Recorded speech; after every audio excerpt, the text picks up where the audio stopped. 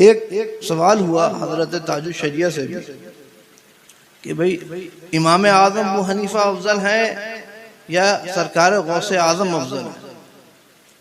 इमाम आज़म अबू हनीफा अफजल है या सरकार गौसे आज़म अफजल है? तो सरकार आला हजरत से भी सवाल हुआ तो सरकार आला हजरत ने उसको मुतलक़न और मुबहमन उसका जवाब इरशाद फरमाया कि भाई एक हमारे तरीक़त के इमाम हैं, एक हमारे शरीयत के इमाम हैं। हमारा क्या मर्तबा, हमारी क्या हैसियत कि हम उनमें तफजील करें और बताएं कौन अफजल है और कौन मफजूल है। आला हजरत ने उसको मुबहमन बयान फरमाया। ताजुश शरिया ने उसका उस इजमाल की कुछ तफसील बयान फरमा दी। तो बाज़ लोग जो फतावे ताजुश शरिया को माअज़ल्लाह इस नियत से और इस इरादे से पढ़ते हैं कि कहीं कोई बात नज़र आए बज़ाहिर हमें, तो हम फतावे रज़विया से उसका तारुफ़ साबित करने की कोशिश करें और फितना फसाद मचाने की कोशिश करें। तो उन्होंने क्या किया कि इस फतवे को हज़रत ताजुश शरिया ने फरमाया कि भाई ये मसला फ़कीर की निगाह से अभी गुजरा नहीं, मगर नज़र ब उसूल और नज़र ब ज़वाबित यही मालूम और महसूस होता है कि इमाम आज़म अबू हनीफा सरकार गौसे आज़म से अफजल है। अब जब ये बात इन हासिदों को, फित्तीन और फसादियों को मिली तो उन्होंने ये साबित करने की, गोगा मचाने की कोशिश करी कि देखो भाई हज़रत ताजुश शरिया का ये फतवा गोया आला हज़रत के फतवे से मुतसादिम है, मुतारिज़ है। हालांकि हाज़रीन मोहतरम कोई तारुज़ नहीं है, ये उनके जहन में तारुज़ है। आप गौर फरमाइए कि आला हज़रत ने क्या उसूल दिया। आला हज़रत ने उसूल ये दिया था कि सरकार गौसे पाक ने यह फरमाया कि कदमी हाज़िही अला रक़बत कुल्ले वलीयिल्लाह, कि मेरा ये कदम तमाम औलिया अल्लाह की गर्दनों पर है। तो आला हज़रत से फतावे रज़िया में एक सवाल हुआ कि आला हज़रत कि सरकार गौसे पाक ने फरमाया कि मेरा ये कदम तमाम औलिया अल्लाह की गर्दनों पर है, तो सहाबी भी अल्लाह का वली होता है, ताबई भी अल्लाह का वली होता है, अइम्मा अथहार भी अल्लाह के औलिया हैं, तो क्या सरकार गौसे पाक इनसे भी अफजल हैं? तो आला हजरत ने इसका जवाब इरशाद फरमाया था कि बेशक सहाबी भी अल्लाह का वली है, सहाबा भी औलिया अल्लाह हैं, ताबईन इज़ाम भी औलिया अल्लाह है, मगर उर्फ में इनका एक ऐसा नाम भी है जो औलिया अल्लाह के नाम पर गालिब आ चुका है। उर्फ में इन्हें अल्लाह का वली नहीं कहा जाता, उर्फ में कहा जाता है कि ये सहाबी हैं, और सहाबी का मर्तबा औलिया अल्लाह से भी बड़ा है। कि हर कोई वली कितना भी बुलंद मकाम पर, अरफा वाला मकाम पे पहुंच जाए, मगर अदना सहाबी के भी दर्जे को नहीं हासिल कर सकता। तो उर्फ में और आम बोलचाल में उनको सहाबी कहा जाता है। तो कहा सहाबा और ताबईन इससे मुस्तस्ना है कि सरकार गौसे पाक ने फरमाया कि मेरा कदम हर वली के गर्दन पर है, तो उससे सहाबा और ताबईन मुस्तस्ना है। और अभी आपने सुना मुझसे कि सरकार इमाम आज़म अबू हनीफा ताबई थे। क्या थे? ताबई थे। तो जब सरकार गौसे पाक ताबई हुए तो वो इस फरमान से खारिज हुए कि नहीं हुए, मुस्तस्ना हुए कि नहीं? और फिर आपने भी शेर सुना आला हजरत का कि सहाबियत हुई फिर ताबईयत, आगे कादरी मंजिल है आवाज। यानी सहाबियत और ताबईयत को छोड़ करके, सहाबी और ताबई को छोड़ करके फिर सरकार गौसे पाक तमाम औलिया से अफजल है। यानी सहाबी और ताबई का मर्तबा गौसे पाक से अफजल है।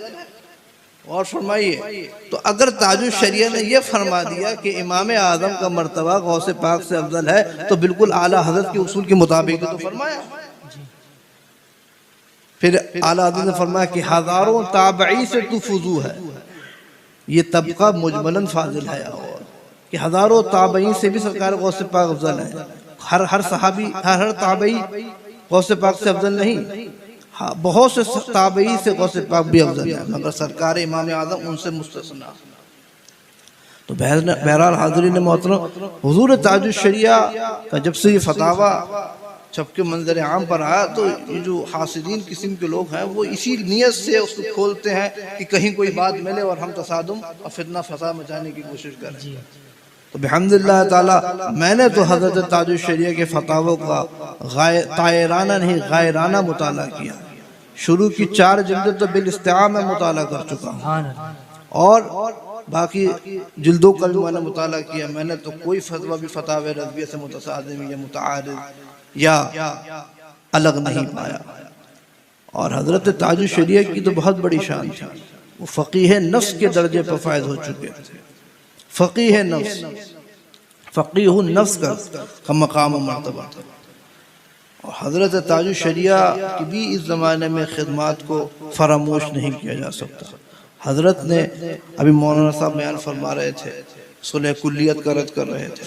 हज़रत ने अपने ज़माने में जो एक बहुत बड़ा फितना एतक़ादी सुलह कुल्लियत का और अमली सुलह कुल्लियत का एक सैलाब जो मुख्तलिफ खानकाहों से इदारों से बनामे सुन्नियत उठ रहा था, हज़रत ने उसका दिफा किया, हज़रत ने उसका मुकाबला किया। आज भी अगर हम शायद हज़रत ने अगर इसका दिफा ना किया होता तो आज हम भी सुलह कुल्लियाना बातें करते हैं, क्योंकि इतना बड़ी एक हमला था, एक लश्कर था। हज़रत ने उसका मुकाबला किया डट कर। हज़रत हुज्जतुल इस्लाम ने भी फरमाया था कि सुन्नियों में इत्तेहाद करो। सुन्नी 80% है, जब भी कोई इत्तेहाद की बात शुरू करता है तो वो गैरों की तरफ चला जाता है। सुन्नियों में इत्तेहाद करो और गैरों से इत्तेहाद नहीं हो सकता, किसी बदमज़हब बदअक़ीदा से इत्तेहाद नहीं हो सकता। जब हमारे नबी ने ही हमें हुक्म दिया उनसे दूर रहो, इय्याकुम व इय्याहुम ला युदिल्लूनकुम व ला युफ़त्तिनूनकुम, कि उनसे बचो, उनसे दूर रहो, कहीं वो तुम्हें गुमराह न कर दें, कहीं वो तुम्हें फितने में न डाल दें। तो जब हमारे नबी ने हमें मना फरमाया तो हम कैसे उनसे इत्तेहाद कर सकते हैं।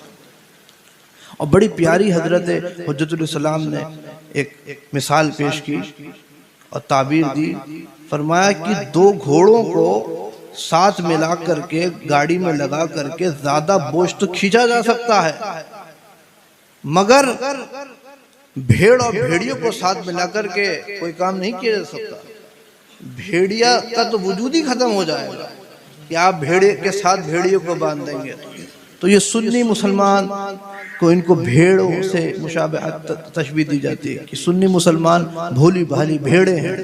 हदीस में भी उनको भोली भाली भेड़े कहा गया। तो अगर ये भेड़ियों के साथ रहेंगे तो सुन्नी मुसलमानों का तो अपना वजूद ही खत्म हो जाएगा। ये हज़रत हुज्जतुल इस्लाम ने बड़ी प्यारी मिसाल पेश की। तो हज़रत ताजुश शरिया ने भी अपने ज़माने में इन सुलह कुल्लियाना जहन के लोगों का मुकाबला फरमाया, मुतजद्दिदीन का मुकाबला फरमाया। ये आपको एक होता है तजदीद और एक होता है तजद्दुद।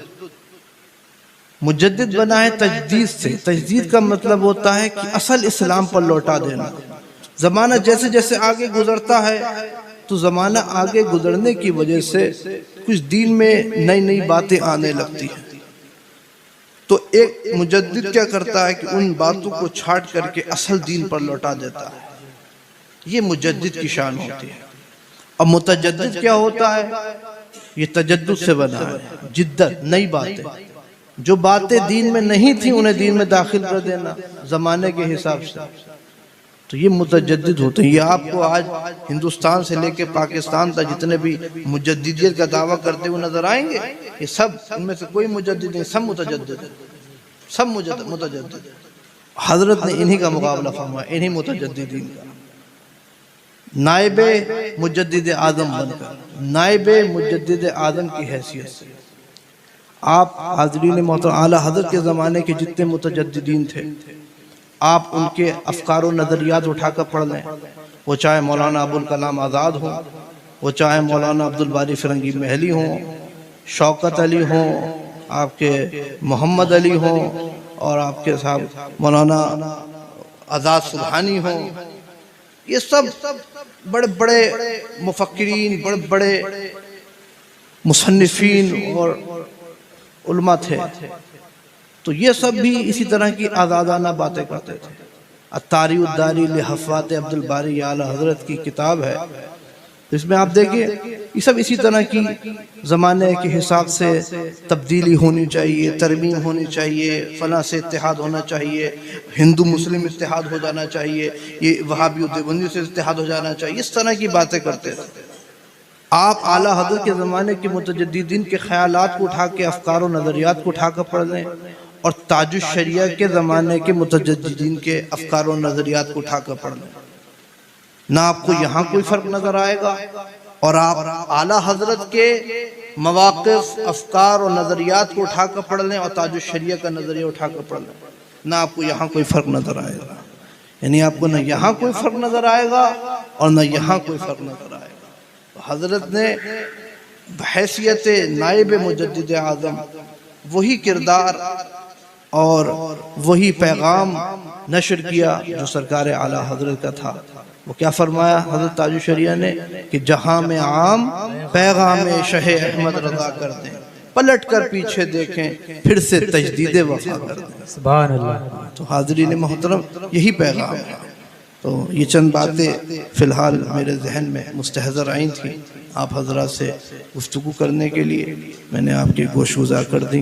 अल्लाह ताला अमल की तौफ़ीक़ अता फ़रमाए और इन बुज़ुर्गों के फ़्यूज़ व बरक़ात से हमें माला माल फरमाए। आमीन बिरहमतिक या अरहमर राहिमीन व मा अलैना इल्लल बलाग। अस्सलामु अलैकुम व रहमतुल्लाहि व बरकातुहू।